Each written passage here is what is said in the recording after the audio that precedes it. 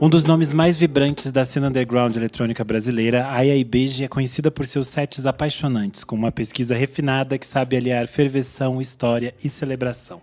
A artista fluminense lança agora seu disco de estreia, Ativação Travesti, trabalho que mescla house, vogue beat, club music, techno e funk, e um diálogo com suas raízes pretas e LGBTQIA+.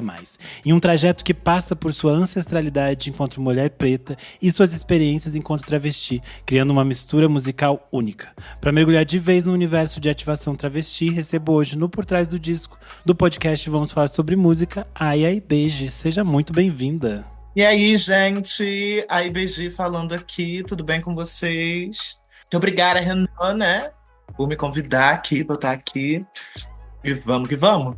Tô muito feliz de receber você, porque a gente foi ouvir esse disco e a gente ficou completamente apaixonado.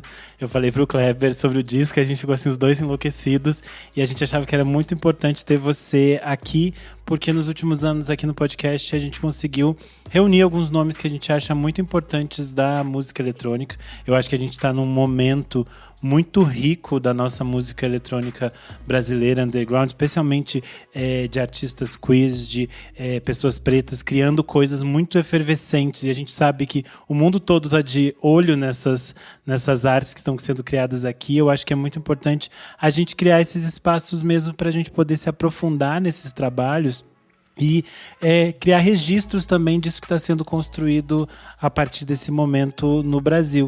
E para começar, eu queria entender um pouco qual é a sua relação com a música eletrônica. Qual foi o momento que deu aquele estalo, aquela paixão e como que surgiu esse amor?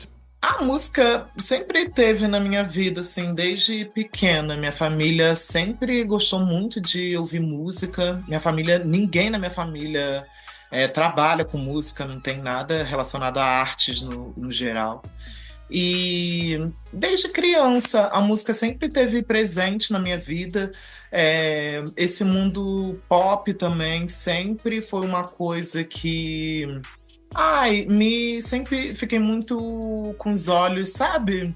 Brilhando muito, vendo a Beyoncé, vendo Rihanna, a música pop, como ela atingia milhões de pessoas. A música em si, né?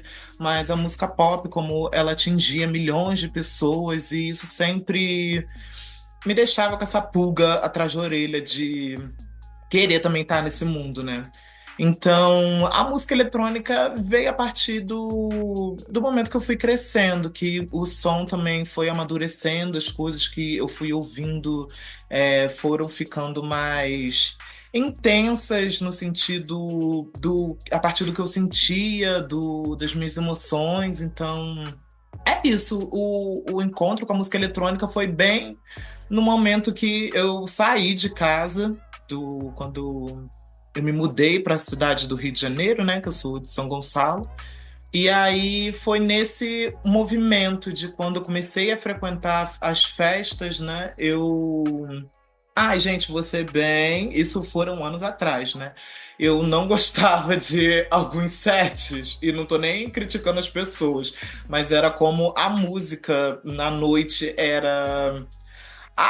movimentada, e aí isso me deixava muito nervosa. E aí só me deu um estalo, assim, de que eu também poderia fazer essa movimentação, né? De estar ali comandando uma pista, mostrando coisas novas, coisas que todo mundo já conhece, fazendo as pessoas se conectarem comigo através da música.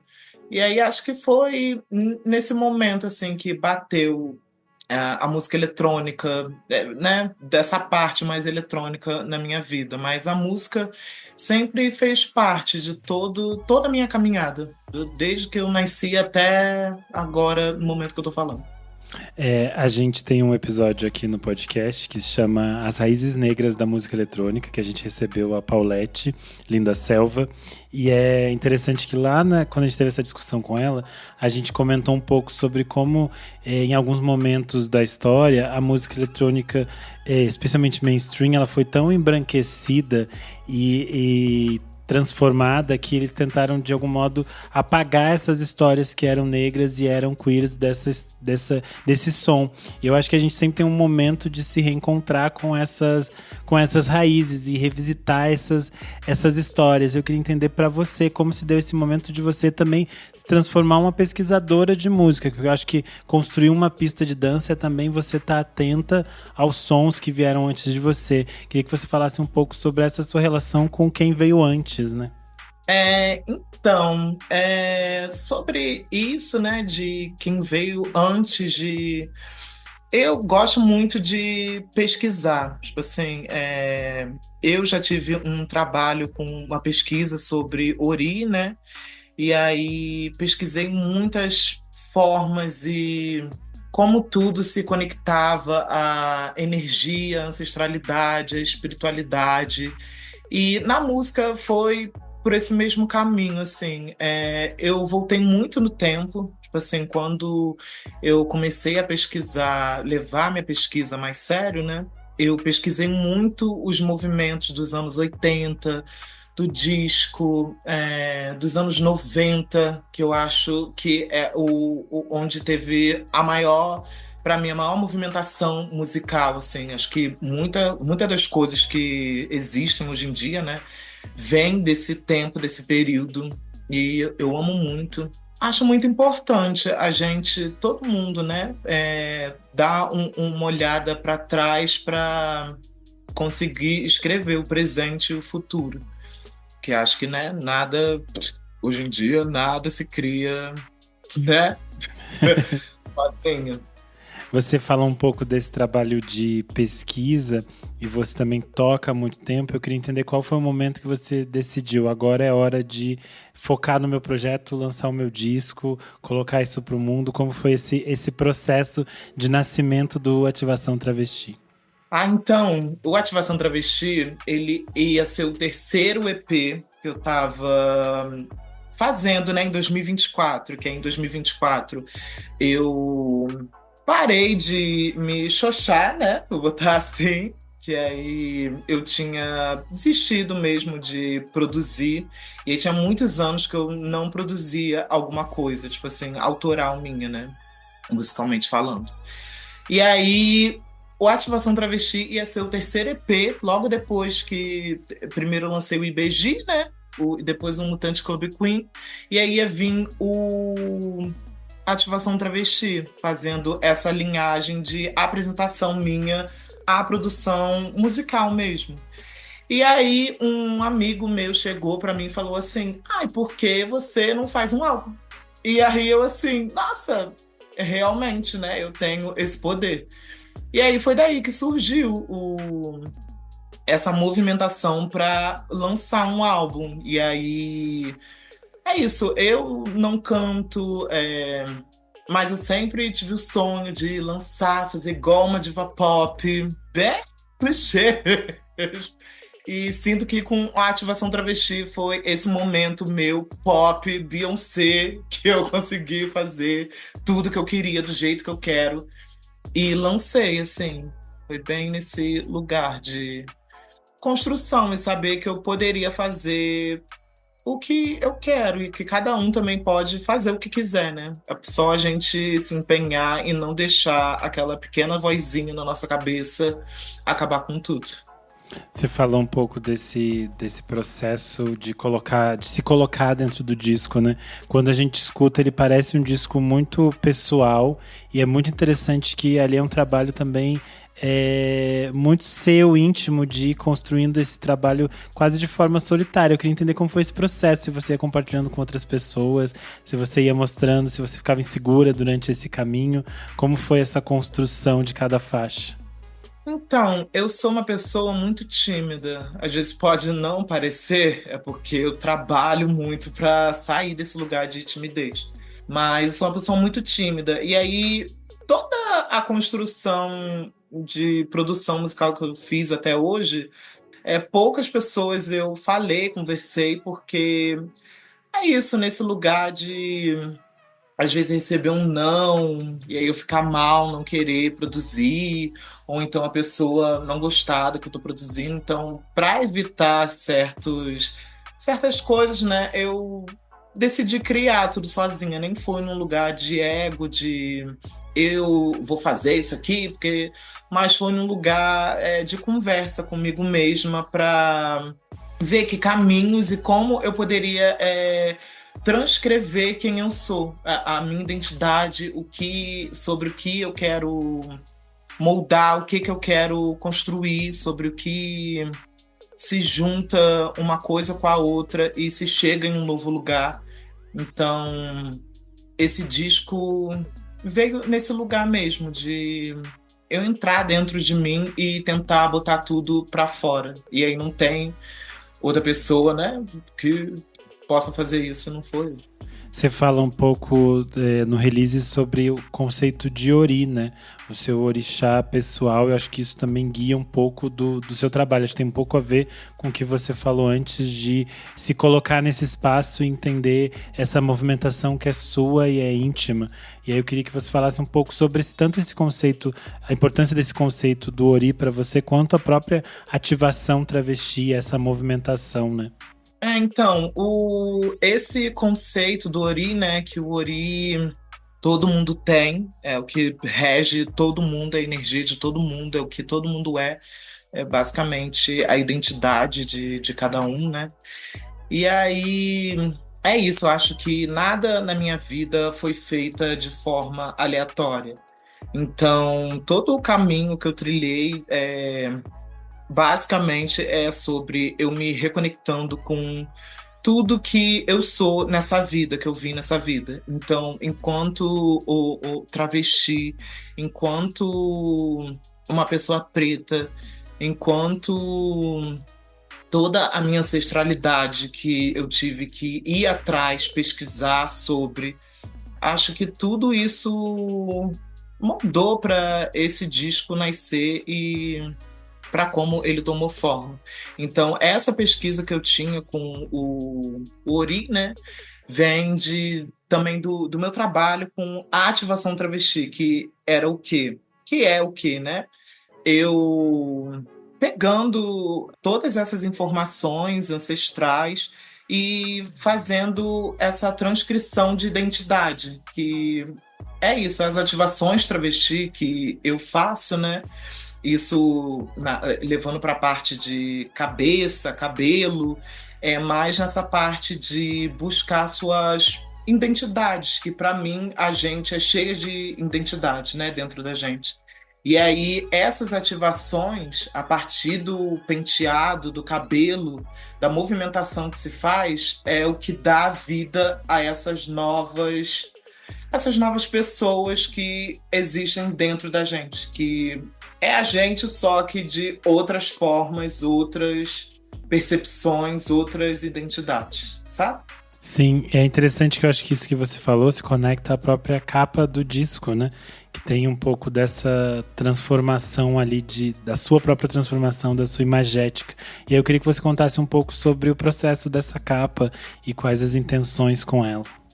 Então, essa capa, quando eu estava fazendo o álbum, eu não tinha noção de como. Não tinha nenhuma noção de como ficaria a capa. E aí, tipo assim, eu reuni, né, várias referências, mas nada me dava o direcionamento que eu queria. E aí, o engraçado é que nesse dia foi tudo muito corrido para as fotos, né, da capa. E aí eu chamei, né, meus amigos que de referência eu já sabia que iam entregar uma coisa que ia conversar com o meu trabalho, comigo e com o trabalho deles. E aí foi muito legal a capa ir para esse direcionamento, porque é isso, tem o trabalho do Gabriel Formiga, meu grande amigo, que faz coisas extraordinárias. A Andy Williams, que é maquiadora, DJ também, babadeira, que chegou nessa maquiagem, que é isso, a gente ficou um dia todo fotografando. E aí foi se modificando até chegar no rosto final da capa, sabe? E aí eu gostei muito desse processo, porque foi nesse final que a gente chegou e falou assim, depois que tirou a foto, chegou assim e falou: essa é a capa. Tipo assim, não tinha nem o que discutir. E aí foi muito bonito. Gosto também como as coisas são, sabe? Imprevisibilidade das coisas também dá certo em algum momento. When you need to build up your team to handle the growing chaos at work, use Indeed Sponsored Jobs. It gives your job post the boost it needs to be seen and helps reach people with the right skills, certifications, and more. Spend less time searching and more time actually interviewing candidates who check all your boxes. Listeners of this show will get a $75 sponsored job credit at Indeed.com/podcast. That's Indeed.com/podcast. Terms and conditions apply. Need a hiring hero? This is a job for Indeed Sponsored Jobs. Experience a membership that backs what you're building with American Express Business Platinum. Unlock over $3,500 in business and travel value annually with statement credits on select purchases from brands like Dell, Hilton, and Adobe, and other benefits. American Express Business Platinum. There's nothing like it. Based on total potential value of statement credits on select purchases and other benefits, enrollments required, monthly and other limits and terms apply. Learn more at americanexpress.com/business-platinum. Sim. Acho muito bonito a forma como você fala desses processos. Eu acho que a gente pode se encaminhar para o faixa a faixa do disco, porque eu acho que a gente consegue destrinchar um pouco mais das sonoridades do trabalho. E para começar, o trabalho abre com a intro, né, que é quando escuto Meu Coração, Oceano. Eu acho que ela vai setando ali esse caminho que você quer construir dali para frente, mas ela é um caminho mais tranquilo nessa abertura. Queria que você falasse um pouco sobre quando escuto Meu Coração, Oceano. Então, gente, essa faixa, ela é que carrega mais sentimento de todo o álbum, que ela nasceu de um momento muito bonito que eu tive no final de 2024, no ano novo, assim, na virada, né? Não foi na virada exatamente, mas na semana para virar o ano. E aí é uma faixa que eu tentei traduzir esse momento que eu passei muito bonito, com pessoas que fizeram sentido na minha vida, e algumas outras também fazem sentido. E é isso, tentei de forma mais simples e pura trazer esse momento de paz que eu tive, de beleza, de conexão, de tranquilidade, e acho que foi eu sinto que eu consegui fazer exatamente, sabe? Quando eu escuto essa faixa, eu consigo me levar para esse momento que eu tive. E acho que isso foi uma das coisas mais bonitas que eu fiz no disco, assim. O interessante, porque quando a gente escuta, essa faixa realmente tem uma sensação de abrir caminhos, assim, tipo, limpar nossa cabeça pra gente entrar no disco de outra maneira. E é muito interessante quando a gente passa dessa primeira faixa e chega em Unstoppable, porque é tipo assim, vem uma potência, uma força de vida que é muito bonita. E aí eu acho que essa faixa, a segunda faixa, né, Unstoppable, dá esse tom que vai ter no disco ali de pista, de celebração, tem um vocal muito potente. Eu queria que você falasse um pouco sobre Unstoppable. Então, Unstoppable, ela vem desse lugar de... É isso, eu tinha achado esse sample dela falando que, meu amor, você não pode me parar, não tem como. E aí isso bateu muito com tudo que eu já passei na vida, que tiveram momentos que eu poderia ter desistido de tudo, que eu poderia ter não seguido o meu caminho, ter me desviado, ter largado de mão tudo. E essa faixa vem bem nesse lugar mesmo de ninguém pode me parar, a não ser eu. E aí ela vem desse lugar mesmo de quebração, de nada pode me parar. Porque essa faixa eu fiz em 2025, no meio de 2025, por aí. E aí tem gêneros ainda, né, que eu, né, tô aprendendo, batalhando, vivendo. E aí essa foi a minha primeira tentativa de tribal house. E aí, né, ficou do meu jeitinho, mas é isso, essa faixa vem nesse lugar de barulhar mesmo, trazer essa coisa bem forte, bem cheguei, não pode me parar, e é isso, vai ter que aceitar. É interessante você falar isso da sua experiência de estar tentando construir em cima de um gênero que você está num processo de aprendizado, né? Você fala aqui do Table House, mas é curioso para quem conhece você como DJ das pistas e entende a sua pesquisa. Eu acho essa faixa, ela resume muitas coisas, porque tem muitas coisas suas que a gente já ouviu de pesquisas, de faixas, outras que você tocou, e é muito interessante. Dentro do disco ela funciona meio como essa espécie de apresentação mesmo. Ok, chegamos na pista de dança da Aya e Beige e é aqui que a festa vai rolar, sabe? Acho que isso é muito bom. Aí a gente passa para a terceira faixa, que é Cante, Ativação Travesti. A gente tem aqui o título do disco entre parênteses, né? Dentro dessa faixa que tem participação do Kill, o Cauê. E eu queria que você falasse um pouco dessa canção, que eu sei que ela tem conexões aqui com o universo do ballroom. Ela traz essa coisa da sua voz proeminente, você nos convidando e nos apresentando a House of BG. Então eu queria que você falasse um pouco mais sobre Cante, Ativação Travesti. Gente, essa é a faixa que ela mais se transformou. Assim, tem muitas faixas que se transformaram no disco, mas essa, eu lembro que na época eu tava muito viciada em hard house. E eu tava tipo assim, uma coisa groovada, hard house, 140 BPM, eu tava louca. Eu assim, gente, eu preciso criar alguma coisa também nesse aspecto, sabe? Nessa linhagem.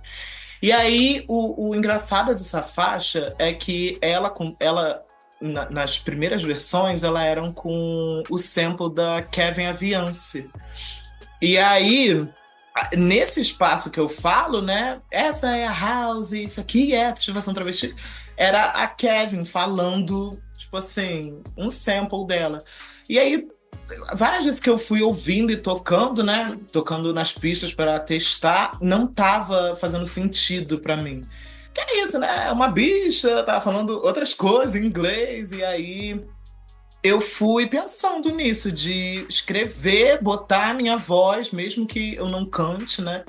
Não seja uma cantora. Mas nasceu esse lugar, assim, de falar um pouco sobre a minha história também com a Ballroom, isso da House of BG. Eu faço essa brincadeira também com a House Music, tanto desse lugar da música quanto da Ballroom, que também tem as houses, então, né? Tem a House of BG. E eu chamei o Cauê também, que na época ele tinha lançado 2 tracks de hard house, e aí eu tava viciada. E eu falei, gente, essa bicha que desde o meu primeiro lançamento me apoiou, me ensinou muita coisa, fez colaboração comigo, tem que estar no meu álbum. Essa é uma bicha que, falei, não tem como negar, vai ter que estar. E aí foi tudo que a gente chegou nesse lugar, construiu essa faixa muito, muito linda. Eu gosto muito dessa faixa porque ela tem elementos que conversam muito com tudo que eu acredito. Tem ballroom, tem house, tem Vogue Beach, tem tudo. E aí eu amo muito essa faixa. Que é, né, a carro-chefe do disco. Sim.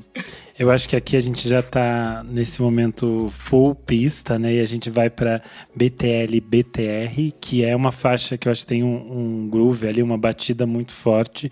E eu queria que você contasse um pouco mais sobre essa quarta faixa. Então, essa faixa, gente, esse disco ele é muito sobre eu indo para lugares que talvez eu tinha medo ou talvez eu nunca fui. E aí, Back to Life, Back to Reality, essa música resgatando... Eu amo muito o Soul to Soul, e aí eu escutei muito essa música, muito, gente, muito, minha vida toda. Tipo assim, eu sou viciada nessa música. E aí eu queria fazer alguma coisa com ela pro meu primeiro disco, pra ter essa referência minha de vida mesmo. E aí ela surgiu bem num estilo de eu tentando, mais uma vez, aprender a fazer um lado mais tech house. Não diria que essa faixa é uma coisa mais pro lado tech house, mas é isso, eu sinto que tem elementos do tech house, mas também vai para um outro lado mais quebração, no sentido de depois que passa do break, assim, dá um. Mas é isso, essa faixa é mais acho que um presente para mim mesmo, de amar muito essa música e querer botar ela de alguma forma nesse trabalho.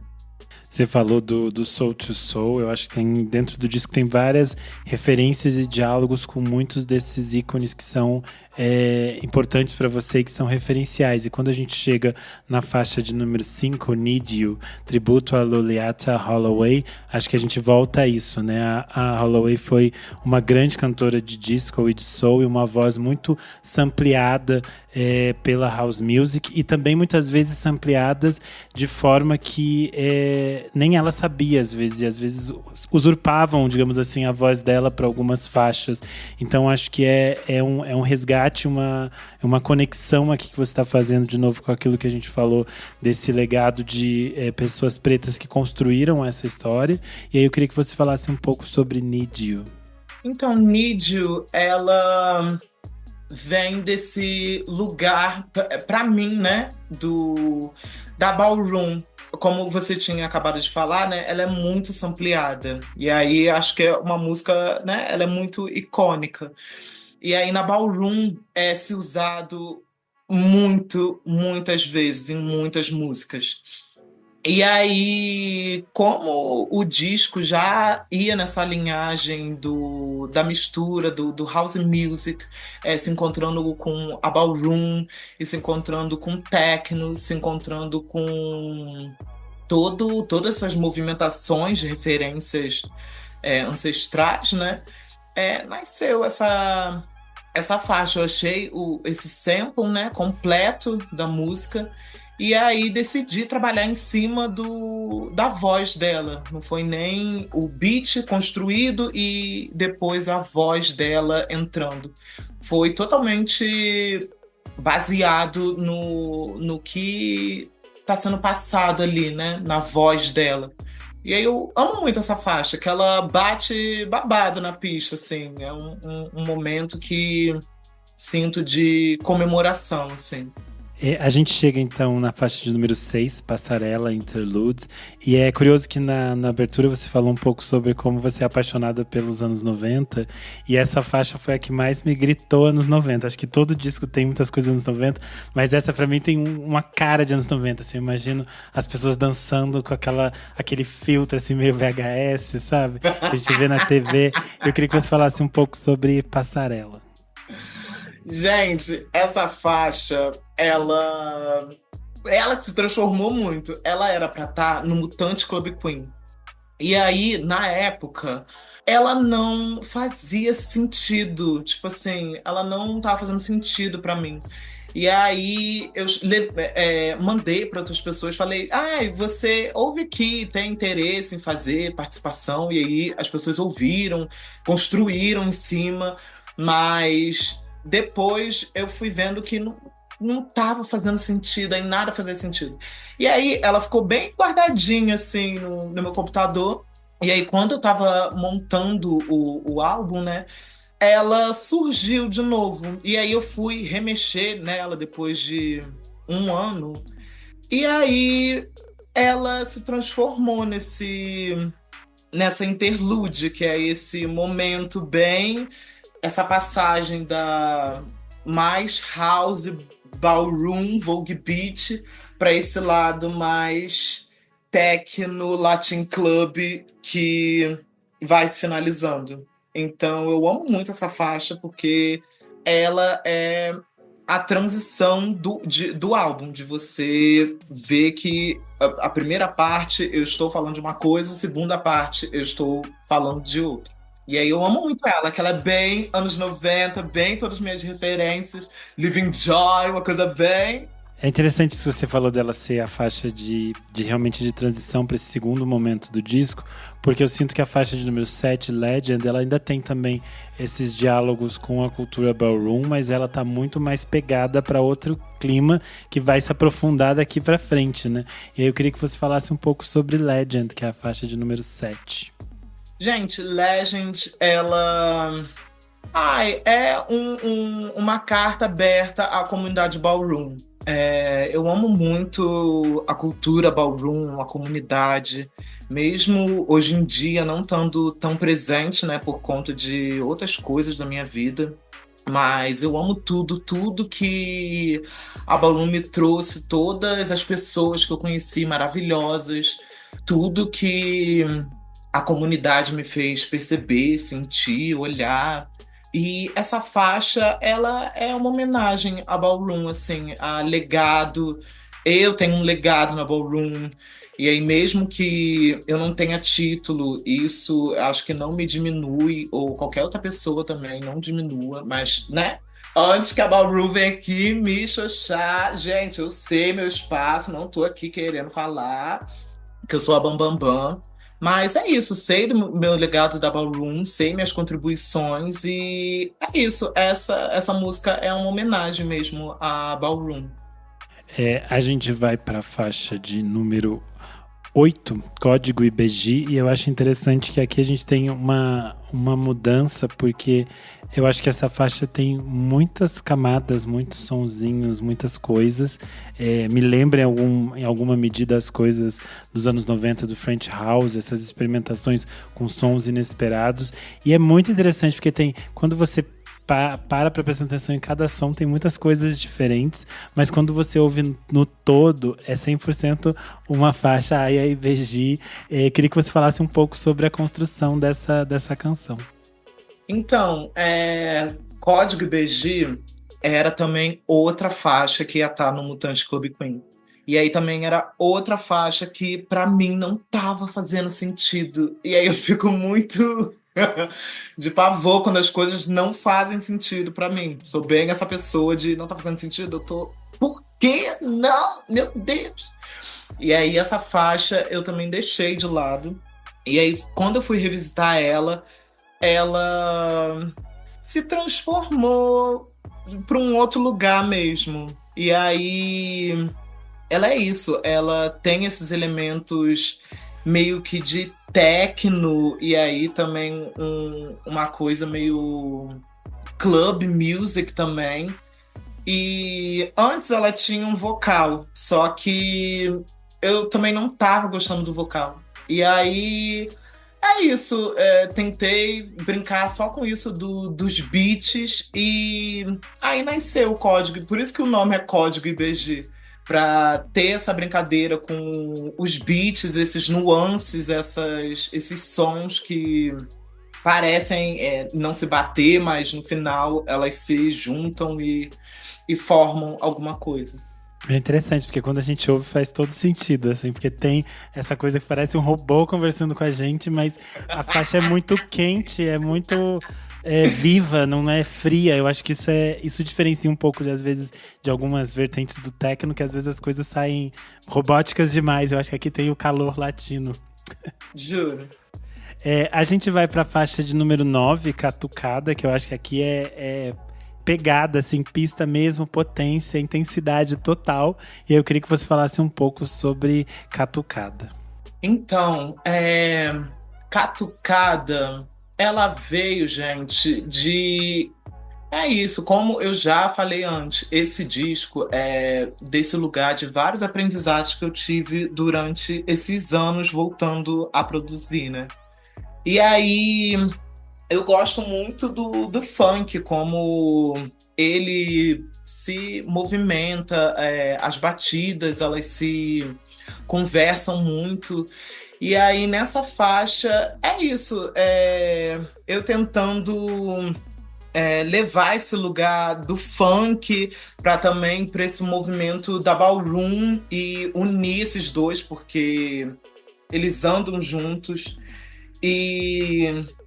é isso, fazer uma música bem pista mesmo e nasceu ela. Ela não tem muita profundidade, assim. É bem uma pista, uma música bem pista mesmo. E dessas brincadeiras com funk, com o Vogue Beat e essa ideia pra pista mesmo.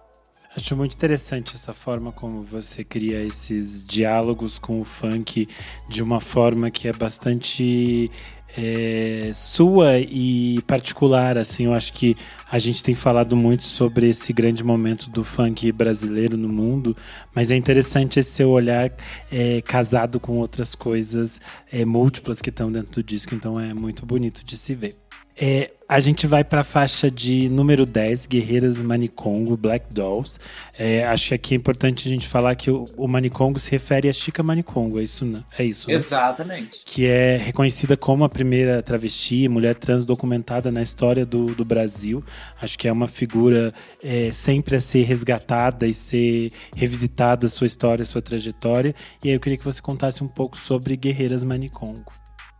Então, gente, essa faixa, inicialmente, ela era para um VA que um gringo, ano passado, eu acho, me chamou para participar. E aí aconteceu uma coisa muito que foi ele sumir. E aí, tanto que a faixa ela nem se chamava Guerreiras Manicongo, né? Ela se chamava Protect the Dolls. E aí é muito engraçado, porque o nome dessa faixa, e aí um homem cis vir me pedir música e depois sumir, e aí depois eu não tenho respostas, e aí depois ele voltar querendo minhas músicas de novo. E aí eu falei que ia pegar essa música e ia botar no meu álbum, porque eu não acho certo isso, eu falar com uma pessoa sobre querer o trabalho dela e aí depois eu sumo e não falo nada, não te dou ai, não quero, ai, não gostei, ai, gostei, ai, eu quero. E aí é isso, eu renomeei a faixa para Guerreiras Manicongo, Black Dolls, porque é isso, geralmente a gente preta, trans, queer, é sempre levada para esse lugar, mesmo a gente entregando excelência, profissionalismo, as pessoas sempre querem mexer com o nosso trabalho, diminuir, ignorar, e quando elas sentem que elas não podem ignorar ou então querem o seu trabalho, aí elas fazem de tudo. Mas quando não, é esse lugar de chama, desaparece, o desinteresse. E aí a faixa ela já é bem nesse lugar de os sons que tem presente nessa música, para mim, virou esse título por conta da sonoridade mesmo que se chegou. Dos apitos, como se tivesse chegando, sabe, um batalhão, e aí os kicks bem fortes, como se fossem isso, guerreiras chegando e batalhando nessa vida. E aí essa faixa tomou esse sentido para mim.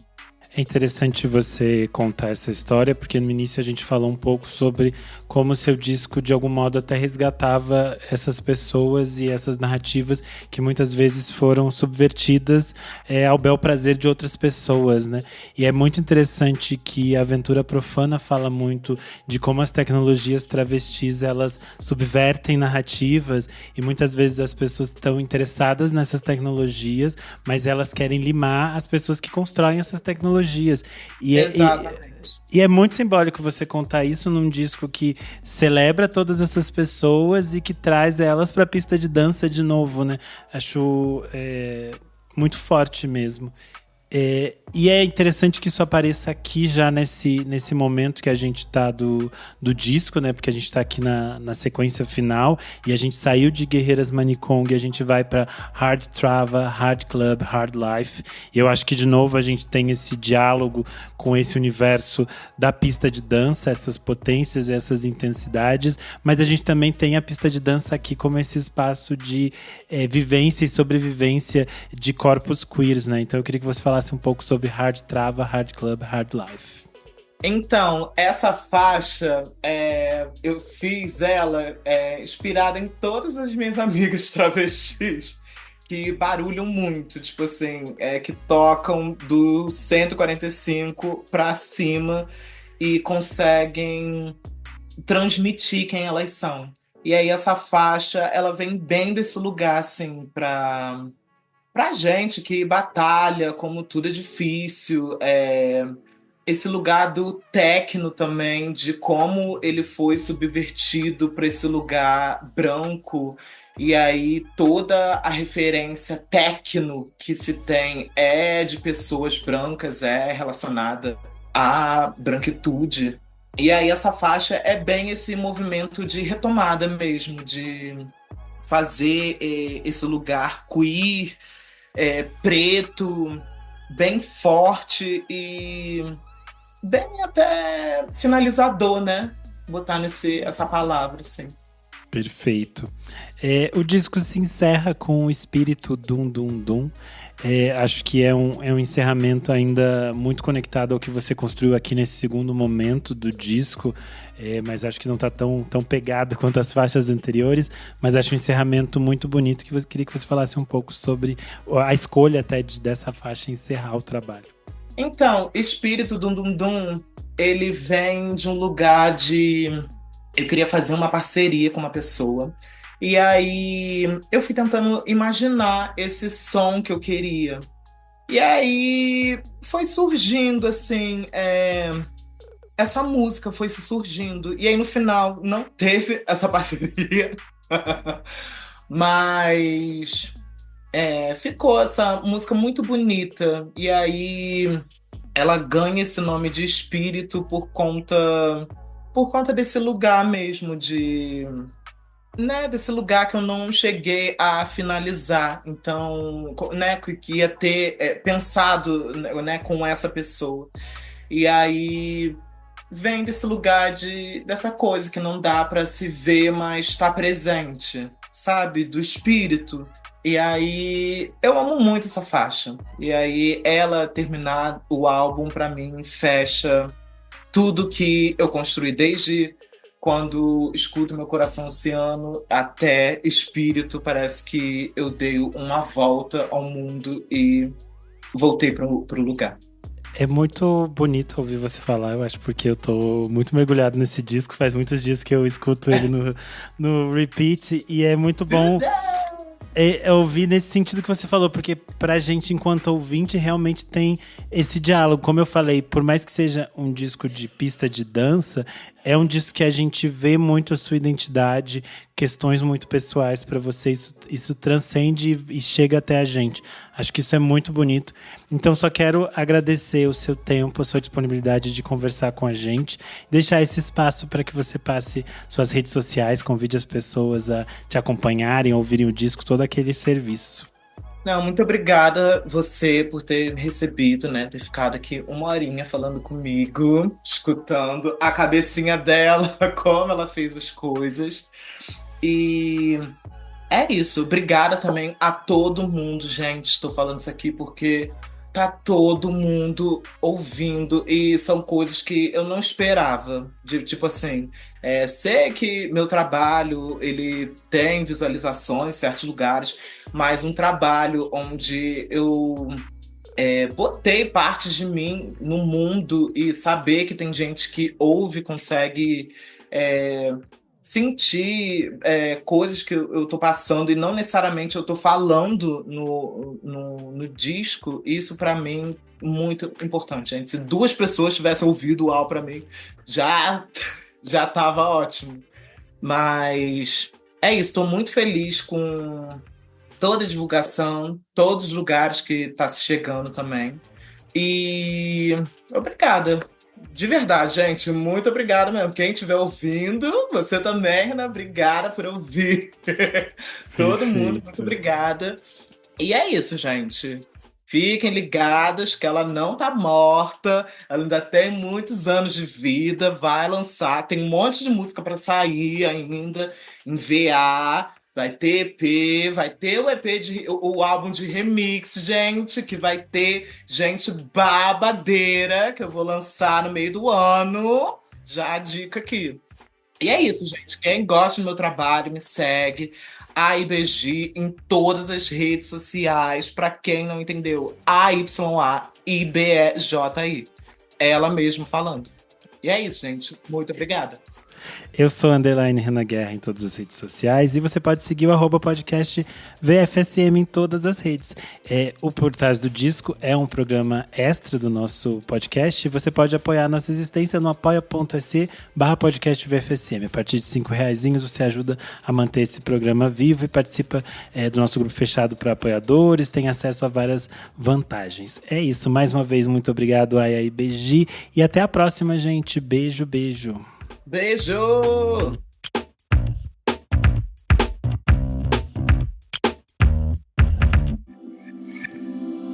Esse podcast foi editado por Nick Silva.